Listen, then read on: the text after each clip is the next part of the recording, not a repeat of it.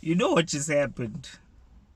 What just happened is that I shot a video that's like 10 minutes long, except I didn't actually shoot the video.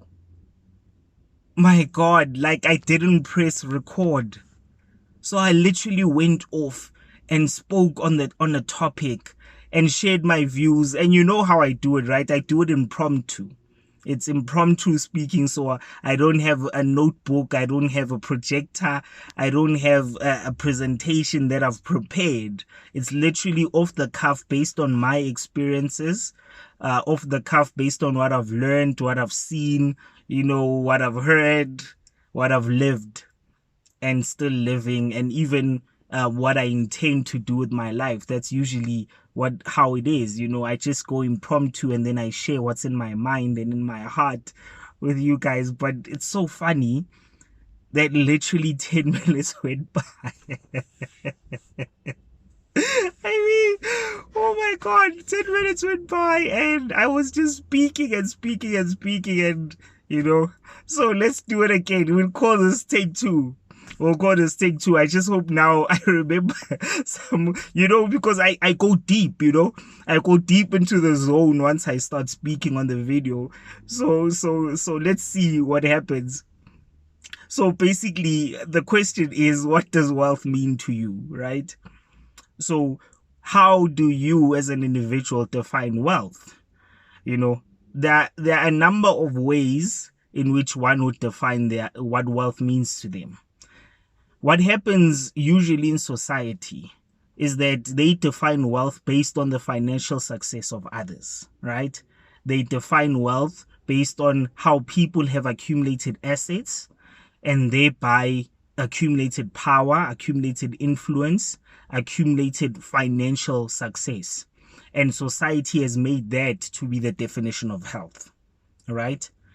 But there are so many ways in which you can define wealth as an individual.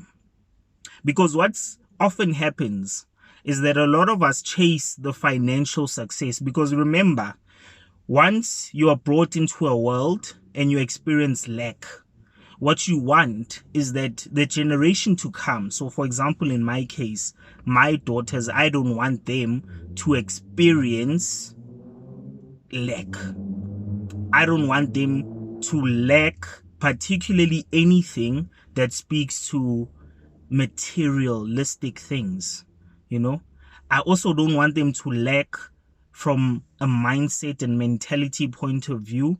I don't want them to lack from an emotional point of view, which is why wealth means to me also being present for my family. That's what wealth means to me as well. It's a particular aspect of what wealth means to me, because the definition of wealth, according to me, is the fulfillment of all the areas of my life that are important to me. So financials is an aspect or area of my life that is important to me. My family, being there, being present, teaching them lessons, imparting my experience and knowledge onto my kids, or not necessarily on as in imposing, but being there and being able to guide. Because for one, guys, I'll share with you, I didn't have a father. I didn't have a father. And even when I got married, I made a proclamation, I made a declaration, I made a decree, and I announced it to my entire family. I mean, I announced it and I even fell into tears. I went into tears. I was, and I'm not talking about just tears falling down my cheeks. No, I'm talking type, like I literally went into tears when I was expressing how, as I have a family and as I've tied the knot, mine is to forever be present and not let my kids experience lack. There you go again. Not let my kids experience lack. So it was a very emotional thing for me. And that showed the deep sentiment of what wealth means to me. And at that point, I was 25 when I got married, right? This is now 6 years later. And in that 6 years, one has been able to be there the entire 6 years. to guide, to build, you know, and to just be there in presence, because sometimes you don't need to say anything, you just need to be there, you know. And your kids are watching, my kids are watching, and I'm glad that I'm there for them to watch. So that's what wealth means to me. It's very important to me. That is a very important area of what wealth means to me. And then if we move to your physical, you know, well-being, another person might define wealth as that. Being able to feed their body, you know, what's important from a nutrient point of view, but also being able to give your body life so that it in turn it gives you life. You know, if we go back to the financial aspect, a lot of people, particularly those that are fortunate enough to reap the rewards of their hard labor, you know, those that have sacrificed time, sleep, you know, that have sacrificed even family to a large extent, they reap the rewards by having the financial backing of being stable. And then you'll find that they neglect certain areas of their lives. And those areas include areas such as, you know, family. And they include unfortunately, it includes areas such as their physical well-being.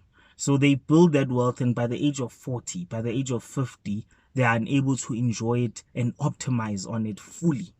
Because unfortunately, you know, they get into a state of ill health. And you know, when you are in that state of ill health to the extent that you may end up on your deathbed, when on your deathbed, more often than not, when they are asked, what is it that you regret? They literally say, I regret having sacrificed all the things that I've sacrificed because now I'm not even able to enjoy them. And then also, they also come with that mentality of a legacy, you know. Let me build a legacy.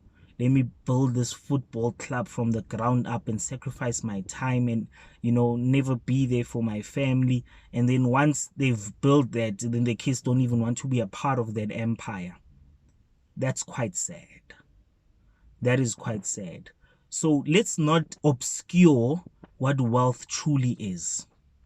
Let's not obscure what wealth truly is. Ours, guys, is to define wealth for ourselves. Let's not care about what our peers are saying. Let's not care about, you know, what society is saying. Let's dig deep within ourselves. Let's introspect. Let's think deep, you know. Let's dwell in our own thoughts and in our own feelings. And at that point in time, let's determine for ourselves what wealth means to us. Let's look at all the important areas of life and define wealth for what it is for us. Only we can do it for ourselves. No one else is going to do it for us, you know.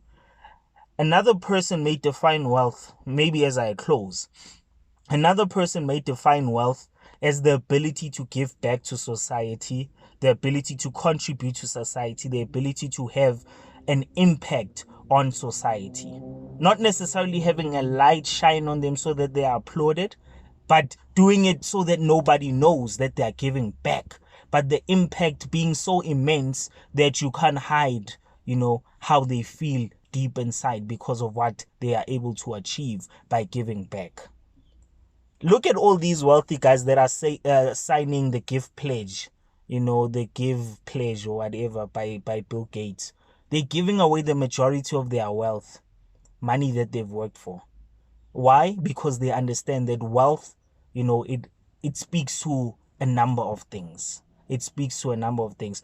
So let me just close right here by basically saying, I hope in my heart of hearts that I've covered all the things that I wanted, that I covered in the video that I supposedly was supposed to have shot.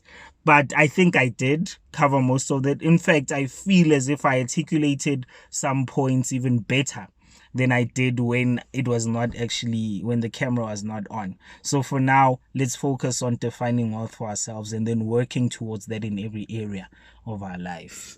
Peace out, ladies and gents.